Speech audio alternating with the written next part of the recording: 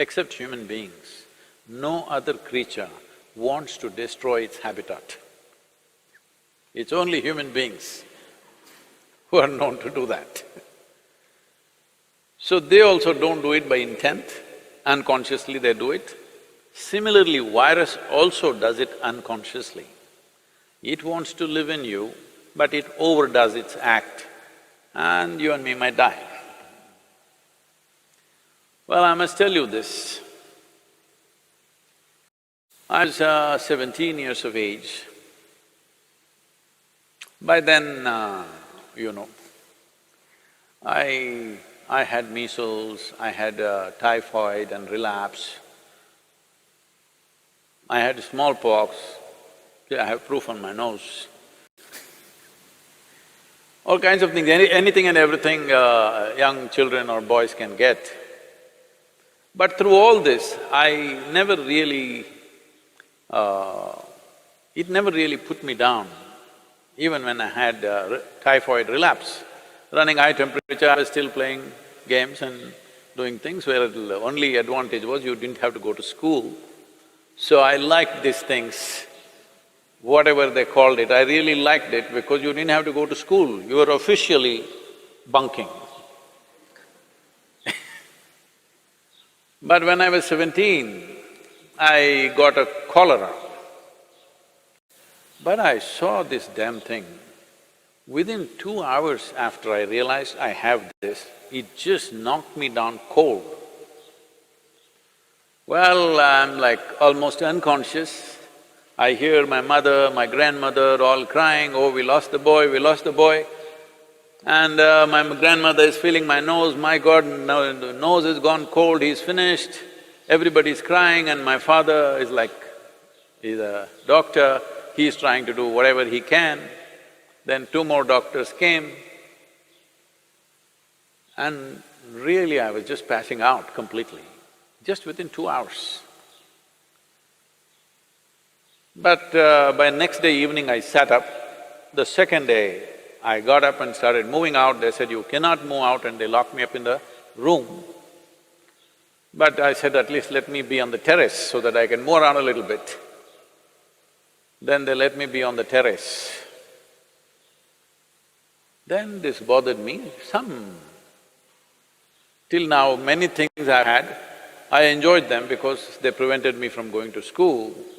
But here this damn whatever knocked me down in such a way that I almost died. So I wanted to know something. These are not the days of internet and Google, you can just ask. So I went into the school library and inquired with the librarian, and she gave me a book on pathogens. I had not heard that word till then, because I rarely went to the biology class. So I read through this book, it had various kinds of things and what they do and everything. Then it was bothering me, how is this some little thing that I can't even see can take me off like this? Then I came and had a conversation with my father. He was an accomplished doctor. And then he explained many things to me, and I said, I don't like this damn thing knocked me off almost. What is this? Then he was telling me many things about what these things are that never left me. I even now remember every word that he said and what I read in that book also, because this was experiential challenge for me. It was a life-threatening kind of stuff that happened to me, so I was not fearful, but it was like being beaten in a hockey match or a cricket match, that's the kind of feeling I have. So, what are pathogens? Whether it's bacteria or virus, there are many varieties of them. One thing is, right now, for example, corona, see, it was living in the animals pretty well without killing any of them. Now it jumped onto the human being, and it's still doing the same thing what it was doing in some other animal. But we are not able to withstand, and we are collapsing.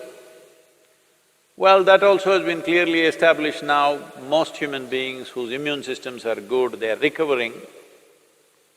But those who have a weaker immune system are unfortunately becoming victims of this. What does it say? It simply says that it wants to live, but it lives so aggressively that we may die. Well, many scientists are talking about it, but even what I read at that time, I was only 17, I want you to remember this. Even then, it was explained, I don't remember the author's name, otherwise I would have quoted this.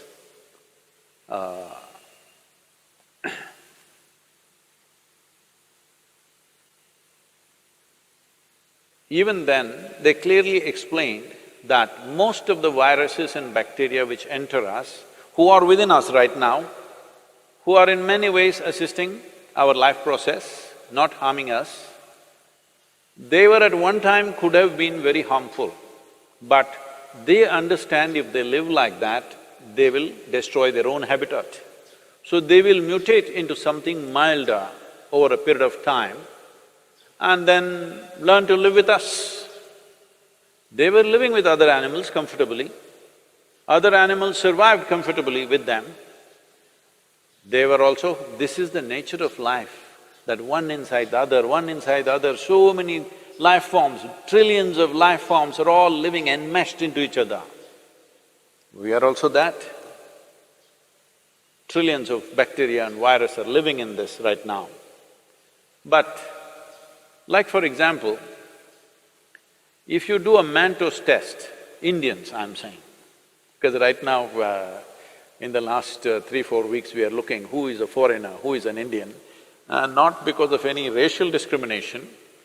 We want to know where they came from. Did they come from Italy or China? Where did they come from? See, now Italy is ahead of China. Very unfortunate situations. But these… like for example, if you do Manto's test for Indians, almost all of us will fail Manto's test. Manto's test is for tuberculosis bacteria. Almost all Indians will fail this test because all of us have substantial amount of tuberculosis bacteria in us, but we don't have tuberculosis as a disease. Well, so they came up with another name, they're calling it primary complex or whatever else that happens in children, but that shows some symptoms. All of us have this bacteria, we will fail the Manto's test, but we have no symptoms of tuberculosis in us because we have learned to live with them, they have learned to live with us. They know if they live too aggressively as we are living on this planet right now, they know they will lose their habitat.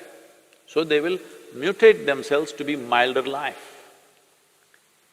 So this is not some new rocket science, it's always been there, at least in the last 100 years it's been there.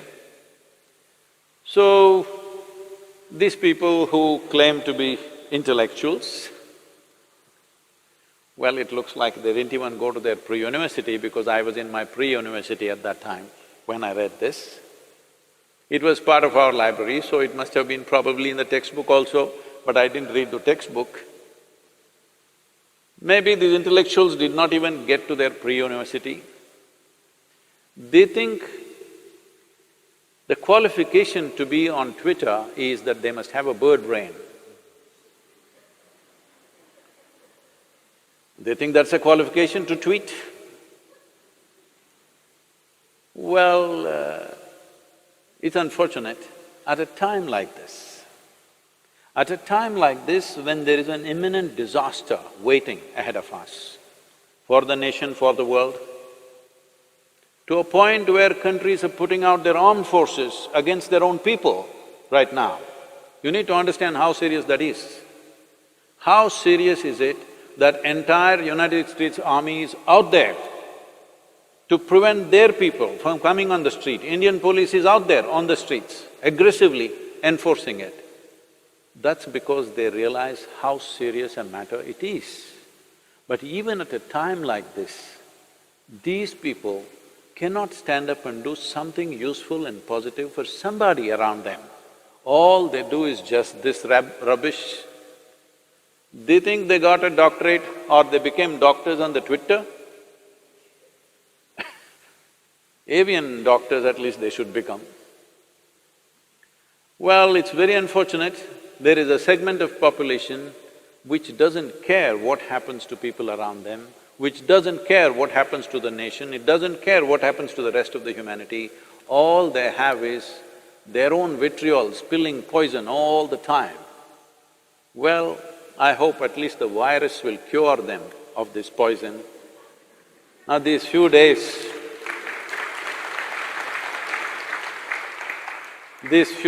of being with themselves, I hope they stand up and do something useful.